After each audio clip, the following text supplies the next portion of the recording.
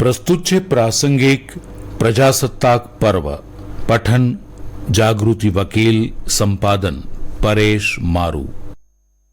26 જાન્યુઆરી 1950 ભારત દેશના ઇતિહાસમાં ઘણો અગત્યનો દિવસ છે.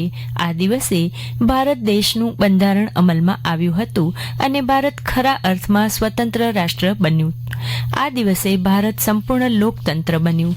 દેશે મહાત્મા ગાંધી અને હજારો સ્વતંત્ર સેનાનીઓ જેમણે સ્વાતંત્ર્ય માટે પોતાનું સર્વસ્વ ન્યોછાવર કર્યું હતું, તેમનું સ્વતંત્ર રાષ્ટ્રનું સ્વપ્ન ફળીભૂત થતું જોયું.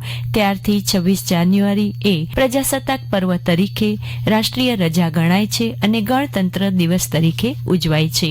આ વર્ષે પ્રજાસત્તાક પર્વની રાજ્ય કક્ષાની ઉજવણી હાલ નવા બનેલા વાવ થરાદ જિલ્લામાં થશે. ભારત 15 ઓગસ્ટ 1947 ના રોજ સ્વતંત્ર થયું, પરંતુ તેમનું કાયમી બંધારણ હતું નહીં. તેને બદલે સુધારેલા વસાહતી કાયદાનો અમલ થતો અને દેશ રાજા પંચમ જ્યોર્જના બ્રિટિશ આધિપત્ય તળે ગણાતો. દેશના વડા એવા સર્વોચ્ચ પદ ગવર્નર જનરલના પદ પર લોર્ડ માઉન્ટબેટન કાર્યભાર સંભાળતા હતા. 29 ઓગસ્ટ 1947 ના રોજ કાયમી બંધારણની રચના માટે ડોક્ટર આંબેડકરના વડપણ હેઠળ એક મુસદ્દા સમિતિનું ગઠન કરવામાં આવ્યું. સમિતિ દ્વારા બંધારણનો મુસદ્દો તૈયાર કરી અને 4 નવેમ્બર 1947 ના રોજ બંધારણ સભામાં રજૂ કરવામાં આવ્યું. બંધારણનો સ્વીકાર કરતા પહેલા બંધારણ સભાનું 166 દિવસનું જાહેર સત્ર મળ્યું, જે 2 વર્ષ 11 માસ અને 18 દિવસ ચાલ્યું. કેટલાય વિચાર વિમર્શ અને સુધારાઓ પછી 308 સભ્યની આ બંધારણ સભાએ 24 જાન્યુઆરી 1950 ના રોજ આ દસ્તાવેજોની હિન્દી અને અંગ્રેજીમાં હસ્તલિખિત 2 નકલો પર હસ્તાક્ષર કર્યા. 2 દિવસ બાદ ભારતનું બંધારણ ભારત ભૂમિ માટે કાયદાનું સ્વરૂપ પામ્યું. આમ ભારતનું બંધારણ 26 જાન્યુઆરી 1950 થી અમલમાં આવ્યું. ડોક્ટર રાજેન્દ્ર પ્રસાદ ભારતના પ્રથમ રાષ્ટ્રપતિ તરીકે ચૂંટાયા. ખરેખર આ એક વિચારણીય પગલું હતું.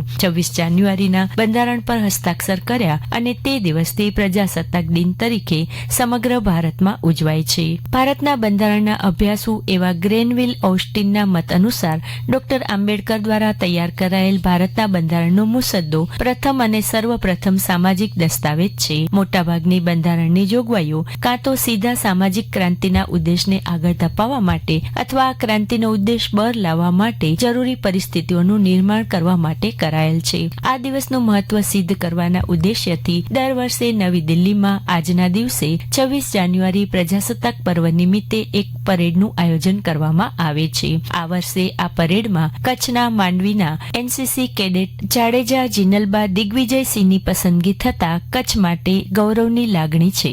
દિલ્હી ખાતે ઉજવણીમાં રાષ્ટ્રપતિના રાષ્ટ્ર માટેના ઉદ્બોધનથી શરૂઆત થાય છે. ભાષણની શરૂઆત સ્વાતંત્ર્ય સેનાનીઓએ આપેલા બલિદાનને યાદ કરી તેમને શ્રદ્ધાંજલિથી થાય છે, જેઓએ દેશના સ્વાતંત્ર્ય માટે સમગ્ર જીવન ન્યોછાવર કરી દીધું હતું તથા રાષ્ટ્રની સંહિતા માટે લડ્યા હતા. ત્યારબાદ રાષ્ટ્રપતિ મંચ પર આવી લશ્કરના જવાનોની યુદ્ધમાં દાખવેલ અજોડ બહાદુરી માટે ચંદ્રકો એનાયત કરે છે તથા ભારતના નાગરિકો કે જેમણે અસામાન્ય પરિસ્થિતિઓમાં બહાદુરીપૂર્વકનું કાર્ય કર્યું હોય તેમને સન્માનિત કરીને પુરસ્કારો એનાયત કરે છે. ભારતના રાષ્ટ્રપતિ જે ત્રણેય સેનાના પ્રમુખ છે તેઓ સલામી ઝીલે છે અને પરેડમાં ભારતના જુદા જુદા પ્રદેશની ઝાંકીઓના ફ્લોટ્સ બતાવવામાં આવે છે. આ પરેડનું જીવંત પ્રસારણ દૂરદર્શન અને આકાશવાણી પરથી કરવામાં આવે છે. રાષ્ટ્રીય બહાદુરી ચંદ્રક મેળવનાર બાળકો પણ આ પરેડના એક ભાગ હોય છે. આજે આપણા દેશ પ્રેમની કસોટી છે. આતંકવાદ, ભ્રષ્ટાચાર, વસ્તી વધારો, પર્યાવરણ પ્રદૂષણ જેવી અનેક સમસ્યાઓએ દેશના વિકાસમાં અવરોધ ઉત્પન્ન કર્યો છે.